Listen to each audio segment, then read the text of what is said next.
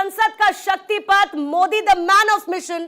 और इसी मिशन की शुरुआत 2014 के बाद से प्रधानमंत्री नरेंद्र मोदी ने की थी, जब यह कहा था कि देश में महिलाओं का प्रतिनिधित्व बढ़ना चाहिए और यह प्रतिनिधित्व राजनीति में नजर आएगा साल 2029 से, जिसकी तैयारी और जिसकी एक बड़ी तस्वीर आज संसद में देखने को मिलेगी 18 घंटे की चर्चा के साथ, क्योंकि आज महिला आरक्षण संशोधन बिल पेश होने वाला है। सुबह 11 बजे का समय तय है और इसीलिए लगातार इसकी कवरेज आपको भारत 24 पर देखने को मिलेगी। आज का यह महत्वपूर्ण दिन है, क्रांतिकारी दिन, जब एक बड़ा बदलाव लाने की तैयारी मोदी सरकार की तरफ से की गई है।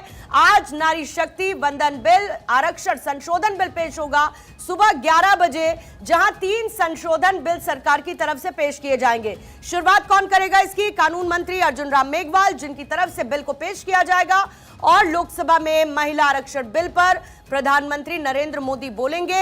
आज और कल 18 घंटे की चर्चा होगी, फिर उसके बाद नंबर आएगा राज्यसभा का। 18 अप्रैल को राज्यसभा में 10 घंटे की इसे लेकर चर्चा होने वाली है और गृह मंत्री अमित शाह दोनों ही सदन में चर्चा का जवाब देंगे। हालांकि सरकार की तरफ से इस बिल को लेकर, नारी शक्ति को लेकर तमाम बातें कही गई, लेकिन विपक्ष ने इस पर सवाल भी उठाए। विपक्ष ने साफ तौर पर यह कहा कि डीलिमिटेशन से, यानी जो परिसीमन होगा, उससे किसी राज्य की सीटें नहीं घटेंगी, क्योंकि विपक्ष की तरफ से सबसे बड़ा जो इसमें एक इफ एंड बट है वो यही है कि परिसीमन सरकार अपने हिसाब से करना चाहती है, अपने फायदे के लिए करना चाहती है। अब क्योंकि परिसीमन के लिए के जो सीटें, नंबर ऑफ सीट सजेस्ट की गई हैं, उसमें 33% आरक्षण महिलाओं के लिए लागू किया जाएगा 2029 में। जब लोकसभा चुनाव होंगे तब उस वक्त ये 33% का आरक्षण लागू रहने वाला है, जिसे लेकर आज 3 संशोधन बिल सामने आएंगे,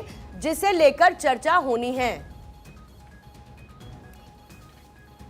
तो देखिए, राहुल गांधी ने पहले क्या कहा। राहुल गांधी ने कहा कि 2011 की जनगणना के आधार पर परिसीमन करने की हम मंजूरी नहीं देंगे।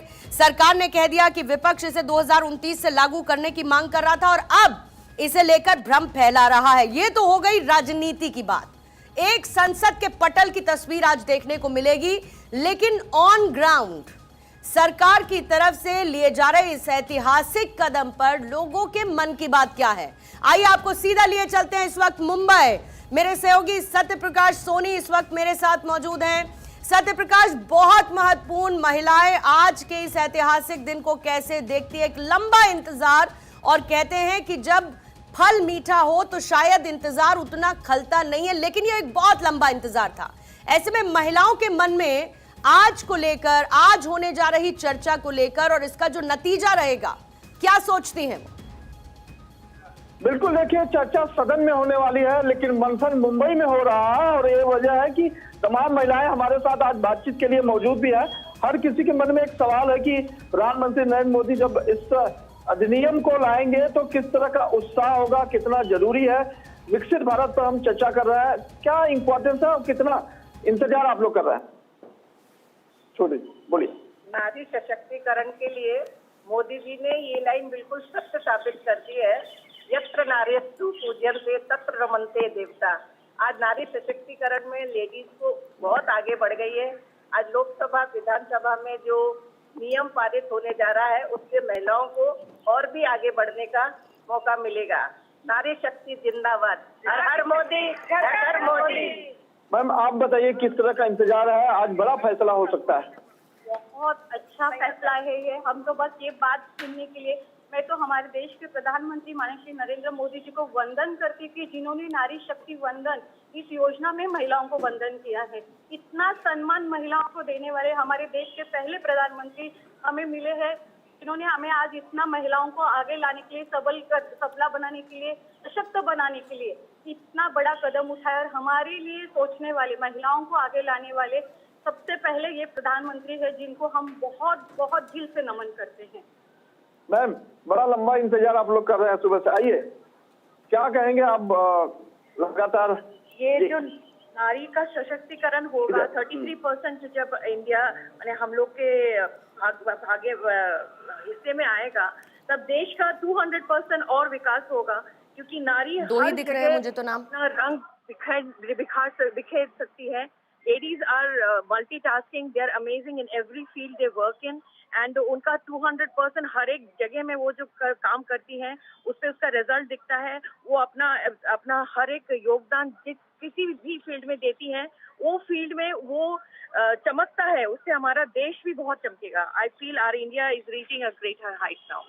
मैम कितना इंतजार और? नहीं, बस अभी थोड़ी देर इंतजार होगा और ये बिल कैसे भी वो पारित होना चाहिए महिलाओं के लिए, क्योंकि अगर ये बिल पास हो गया तो महिलाओं का प्रतिनिधित्व बढ़ेगा और उससे हर सेक्टर में प्रगति होगी। स्वास्थ्य सेक्टर है, शिक्षा का सेक्टर है, सभी सेक्टर में प्रगति होगी। इसके लिए हम चाहते हैं कि महिला का प्रतिनिधित्व और बढ़े। ठीक है, मैं आती हूँ सत्य प्रकाश आपके पास। देखिए, महिलाएं इसे लेकर काफी आश्वस्त है, सकारात्मक सोच के साथ आगे बढ़ रही हैं। आज सुबह 11 बजे 3 संशोधन बिल सरकार की तरफ से पेश किए जाने हैं और 72 घंटे में एक तस्वीर उभरकर सामने आएगी जो देश को एक नई दिशा की तरफ, एक नई गति देती हुई नजर आएगी, क्योंकि इसका एक लंबा इंतजार था। कानून मंत्री अर्जुन राम मेघवाल, आज उनकी तरफ से बिल पेश किया जाएगा। लोकसभा में आज और कल 18 घंटे पर चर्चा होगी। 18 घंटे का समय इसे लेकर तय किया गया है और नारी शक्ति वंदन अधिनियम, नारी शक्ति की तस्वीर हर जगह से सरकार की तरफ से रखी जा रही है, उसको लेकर चर्चा हो रही है। लेकिन विपक्ष के अपने सवाल हैं। बीजेपी की प्रवक्ता श्वेता शालिनी हमारे साथ मौजूद है, मौमिता चक्रवर्ती राजनीतिक विश्लेषक के तौर पर हमारे साथ मौजूद है और साथ ही स्वाति तिवारी जी राजनीतिक विश्लेषक हैं, हमारे साथ चर्चा में मौजूद है। आप सभी का मैं स्वागत करती हूँ। शुरुआत करना चाहूंगी श्वेता शालिनी जी आप ही के साथ, क्योंकि सरकार की तरफ से भले ही यह कह दिया गया हो कि विपक्ष इसे लेकर भ्रम फैला रहा है, लेकिन उसके बावजूद ये कहना विपक्ष का कि ये टाइमिंग क्यों, और टाइमिंग के साथ साथ इस पूरे बदलाव की जरूरत परिसीमन के साथ क्यों पड़ रही है? अगर लागू करना है 33% का आरक्षण तो लागू वैसे भी किया जा सकता है, उसके लिए परिसीमन को आधार बनाने की जरूरत क्या है? देखिए, मैं सबसे पहले आपके टाइमिंग के प्रश्न का उत्तर देना चाहूंगी।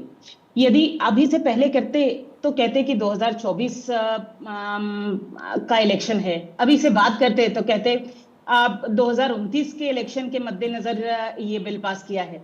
2013 में जब ये कांग्रेस ने पेश किया था तब टाइमिंग की बात उठी नहीं थी।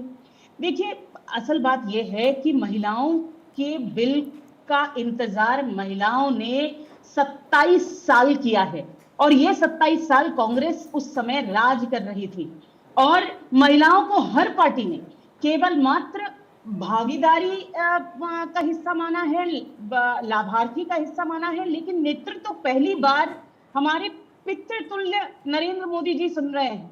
इसलिए मैं तो ये कहना चाहती हूँ कि हर वर्ग, हर क्षेत्र और हर पॉलिटिकल पार्टी की महिला को सामने आकर इस बिल का समर्थन करना चाहिए। ये जो प्रश्न उठा रहे हैं ये वही लोग हैं जो इस बिल को पारित नहीं करना चाहते। ये जो टाइमिंग का प्रश्न उठा रहे हैं विरोधी, ये वही लोग हैं जो 2023 में जब ये बिल पास हुआ था तो कह रहे थे कि अभी 2024 में आप इसको लागू कीजिए।